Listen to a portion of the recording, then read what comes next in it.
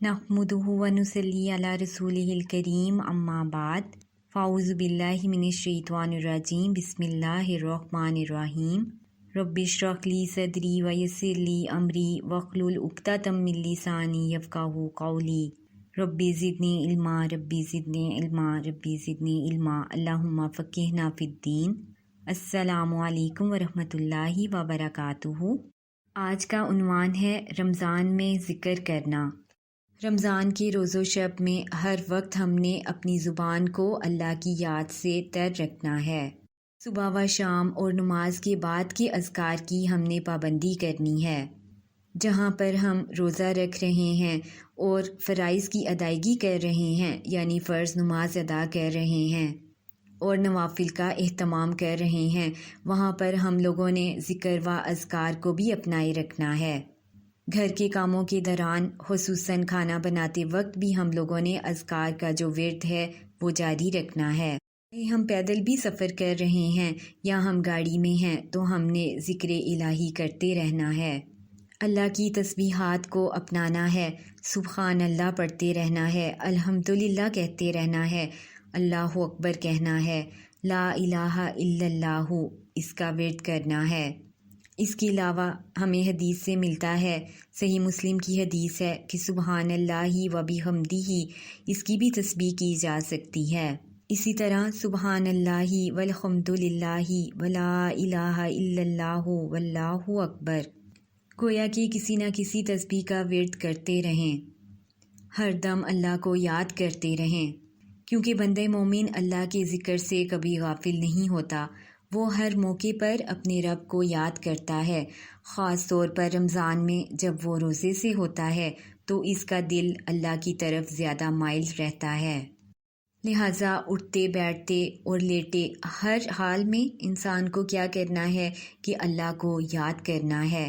قرآن مجید میں عقل والوں کے بارے میں اللہ تعالیٰ ارشاد فرماتا ہے، سورۃ آل عمران کی آیت نمبر 191 ہے، جو اٹھتے بیٹھتے اور لیٹتے ہر حال میں اللہ کو یاد کرتے ہیں۔ اب اس آیت میں ہمیں واضح الفاظ میں بتا دیا گیا کہ عقل والے کون ہیں۔ عقل کا معیار اللہ تعالیٰ نے بتا دیا کہ عقل والے وہی ہیں جو ہر وقت اللہ تعالیٰ کو یاد کرتے رہتے ہیں۔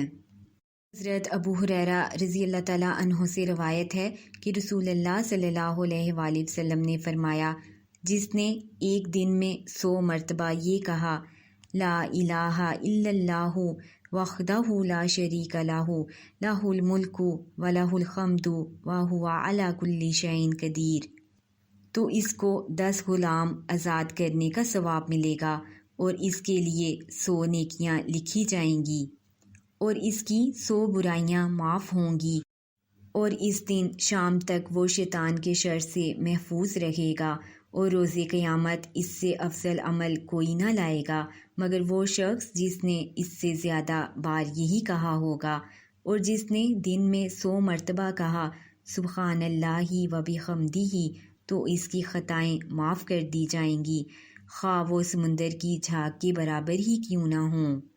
اسے صحیح مسلم نے روایت کیا ہے۔ چونکہ رمضان رحمت اور برکت کا مہینہ ہے، اس میں جو بھی ہم نیک کام کریں گے، جو بھی ہم اذکار کریں گے تو اس کا اجر بہت زیادہ ہوگا۔ اس لیے ان تسبیحات کو اپنا معمول بنا لیں جو کہ رمضان میں ہم لوگ ادا کریں، ہر وقت ادا کرتے رہیں رمضان میں، تاکہ زیادہ سے زیادہ ہمیں اجر مل سکے۔ آپ صلی اللہ علیہ وآلہ وسلم خود بھی ہر حال میں اللہ کا ذکر کرتے تھے اور دوسروں کو بھی اس کی تاکید کرتے تھے۔ حضرت عبداللہ بن بصر رضی اللہ تعالیٰ عنہ سے روایت ہے، ایک شخص نے عرض کیا، یا رسول اللہ صلی اللہ علیہ وآلہ وسلم، اسلام کے احکام تو میرے لیے بہت ہیں، بس آپ مجھے ایسی بات بتائیے جس کو میں مضبوطی سے پکڑ لوں۔ آپ صلی اللہ علیہ وآلہ وسلم نے فرمایا، تیری زبان ہمیشہ اللہ کے ذکر سے تر رہے۔ اسے ترمذی نے روایت کیا ہے۔ کیونکہ اللہ کا ذکر کرنے کی وجہ سے انسان گناہوں سے دور رہتا ہے، اللہ کا قرب حاصل ہوتا ہے اور انسان کے گناہ معاف ہوتے ہیں۔ اور اسی طرح مختلف اذکار کی اپنی فضیلت اور اہمیت ہے، جن کو ادا کرنے سے انسان نیکیوں کے درجات طے کرتا ہے۔ اور اللہ اپنے بندوں کا ذکر فرشتوں کی مجالس میں کرتا ہے، اور پھر فرشتے بھی ان کی رحمت اور مغفرت کی دعائیں کرتے ہیں اللہ سے۔ اس لیے اب ہمیں چاہیے کہ ہم اس مہینے کی اہمیت کو جانیں، نیک اعمال کریں، عزم اپنا بنا لیں کہ ہمیں مغفرت حاصل کرنی ہے، ذکر و اذکار کو اپنانا ہے، اپنے دل کی دنیا کو بدلنا ہے، سارا سال تقوی اختیار کرنا ہے اور اس پر ہم نے برقرار رہنا ہے انشاءاللہ۔ سبحانک اللہم و بحمدک، اشہد ان لا الہ الا انت، استغفرک و اتوب الیک۔ السلام علیکم ورحمۃ اللہ وبرکاتہ۔